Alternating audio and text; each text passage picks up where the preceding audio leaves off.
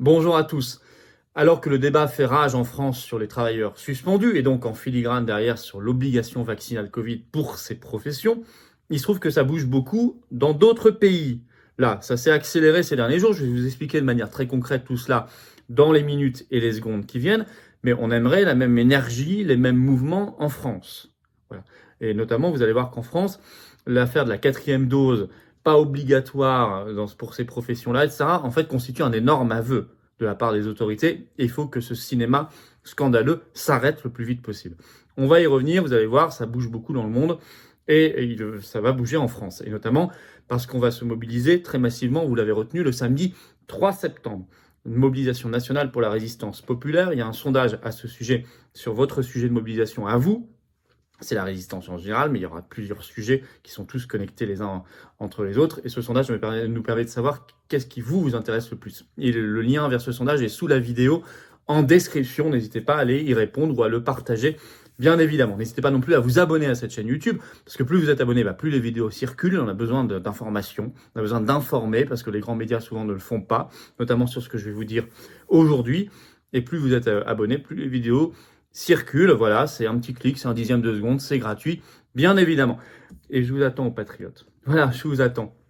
Vous avez été nombreux à adhérer il y a un an, là, l'été 2021, suite à l'allocution tyrannique de Macron. Pensez à réadhérer parce que ça dure un an. On a besoin de vous. J'ai besoin que vous soyez là, qu'on se batte ensemble, que vous soyez à mes côtés, que je sois à vos côtés, qu'on se batte pour notre pays éternel, libre, souverain, indépendant, nos libertés, nous-mêmes et les générations qui viennent. Et c'est fondamental. Et les travailleurs suspendus, c'est un grand combat que nous menons sans relâche depuis le début. Et on ne lâchera pas tant qu'on n'aura pas intégralement gain de cause. Donc je vous attends aux Patriotes pour adhérer ou réadhérer. Le lien est le même. Il est sous la vidéo en description. Il est également en commentaire épinglé dans les dernières secondes de la vidéo en cliquant directement sur votre écran. Sous la vidéo en description, vous trouverez un deuxième lien pour faire un don de soutien aux Patriotes, c'est vital, pour financer ce très grand événement du 3 septembre, notamment rembourser les législatives, on n'a pas fait les 5%, donc on n'a pas le remboursement d'État, etc. Sachant qu'on n'a aucune aide financière, ni de l'État cette année, ni publique, ni privée des banques, bien évidemment. Or, on fait et ça coûte. Voilà, si vous pouvez, c'est formidable, faire un don, sachant qu'il est défiscalisé aux 2/3 pour vous, comme l'adhésion et la réadhésion, bien évidemment. Donc bravo aux donateurs et aux réadhérents, bienvenue aux nouveaux patriotes résistants. Alors, je disais, le débat en France fait rage depuis quelques temps, et on a réussi à l'imposer à force d'action sur les travailleurs suspendus, et donc, en fait, sur l'obligation vaccinale Covid, c'est le même débat. Bon. Or, il se trouve que ça bouge un peu partout dans le monde là-dessus, et qu'on attend la même énergie en France. Accélération ces derniers jours.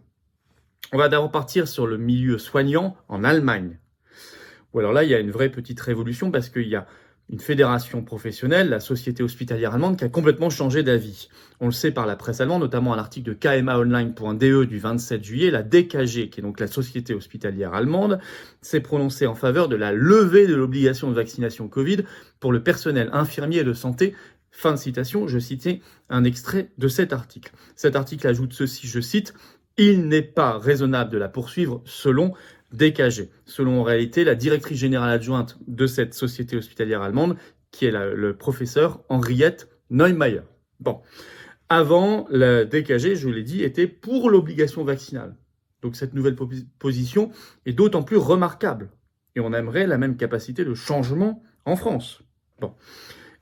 Cet article ajoute ceci, je cite, c'est intéressant comme information, que des responsables politiques de la CDU et de la gauche ont lancé un débat en Allemagne sur la suspension progressive de la vaccination, la suppression même progressive de la vaccination obligatoire Covid.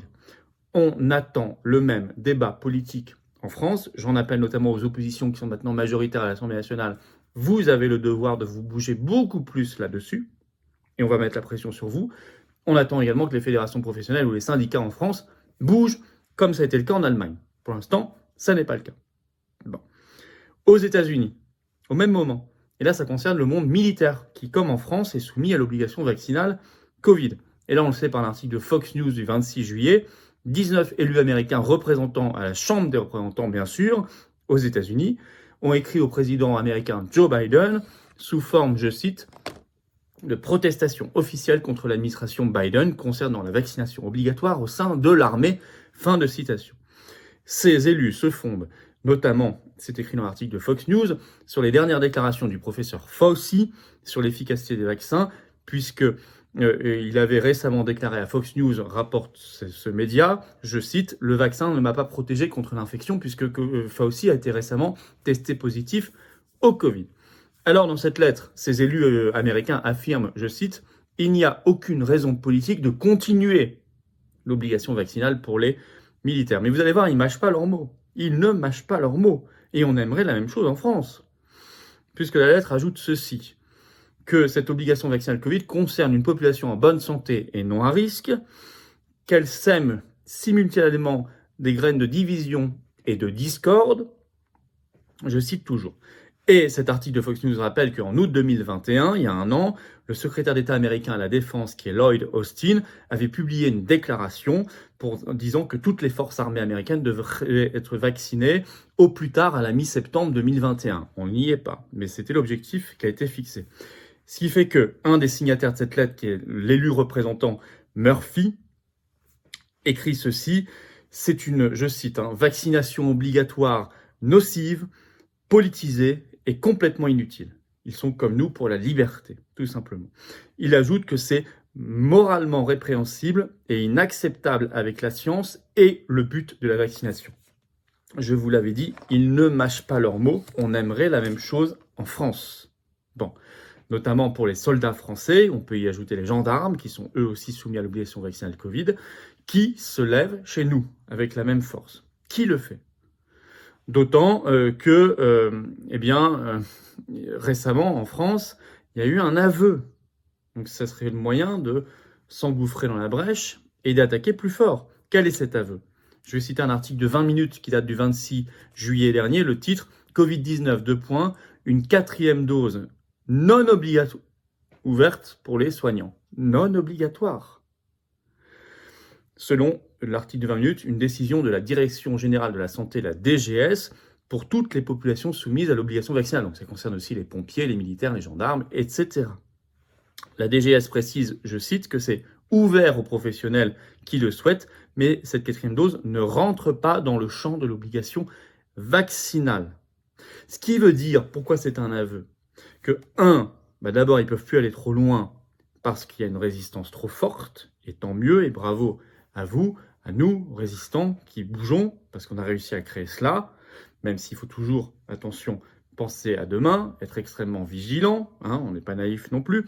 Mais 2, c'est un énorme aveu, parce que on sait bien maintenant que beaucoup de mois plus tard, la 3e dose ne fait plus l'effet que même la notice des laboratoires lui accorde. Bon, donc le temps est passé.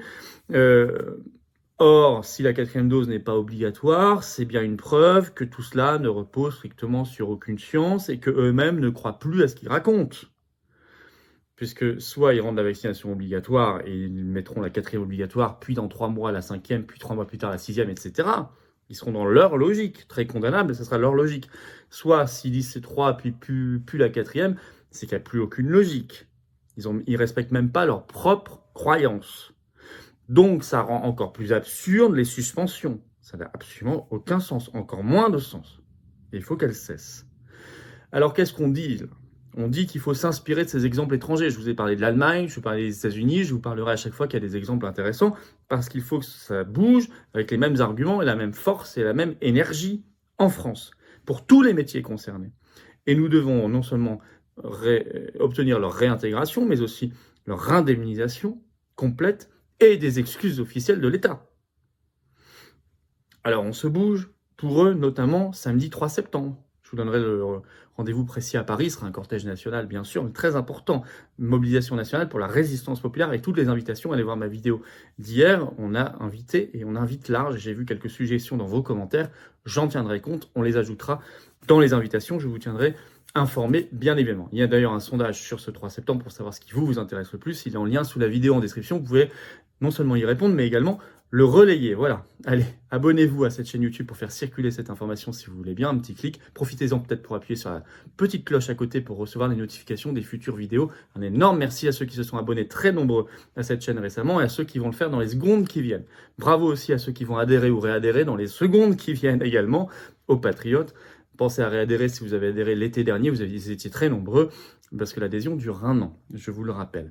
Eh bien, réadhésion, pourquoi? Pour se battre pour une communauté de valeurs, pour se battre pour notre pays, pour se battre pour des valeurs, des belles valeurs, notamment la liberté, la justice sociale et la réintégration des suspendus. Voilà, tout simplement. C'est simple, c'est un mouvement anti-oligarchique, c'est simple, mais on a besoin d'être très très nombreux. Le lien donc pour adhérer ou réadhérer est le même, il est sous la vidéo en description, il est également en commentaire épinglé dans quelques secondes en cliquant directement sur votre écran. Sous la vidéo en description, vous trouverez un deuxième lien pour faire un don de soutien aux patriotes, pour financer tout ce qu'on va faire, notamment le 3 septembre, selon vos capacités. C'est tout à fait formidable, c'est défiscalisé aux 2/3 de vos impôts, comme l'adhésion et la réadhésion.